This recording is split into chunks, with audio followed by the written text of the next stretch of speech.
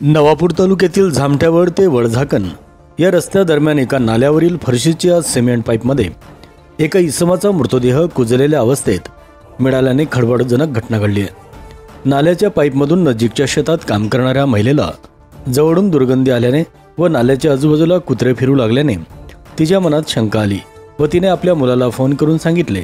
त्याने लगेच खांडबारा पोलीस स्टेशनला फोन लावला। घटनास्थळी तात्काळ खांडबारा पोलीस दूरक्षेत्राचे सर्व पोलीस कर्मचारी, विसरवाडी पोलीस ठाण्याचे सहाय्यक पोलीस निरीक्षक प्रकाश झोडगे आदी उपस्थित झाले। त्यांनी आपल्या कर्मचारीसह अतिपरिश्रम घेऊन कुजलेला मृतदेह बाहेर काढले असता मयत अज्ञात इसमाला जीवे ठार मारून पुरावा नष्ट करण्यासाठी त्याला लग्न मंडपाच्या कापडात गुंडाळून तोंडावर प्लास्टिकची पिशवी लावून पाईपमध्ये दडपून ठेवले होते। मृतदेह बाहेर काढले असता त्याच्या डोक्यावर वजनदार हत्याराने मारलेले दिसून आले। मयत व्यक्तीच्या पॅन्टच्या खिशात आधार कार्ड मिळाले।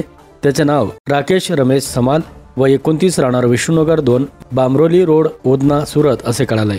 मयत युवकाला कोणत्या कारणाने जीवठार करण्यात आले, त्याच्या मारेकरी कोण याचा शोध पोलीस प्रशासन करीत आहे।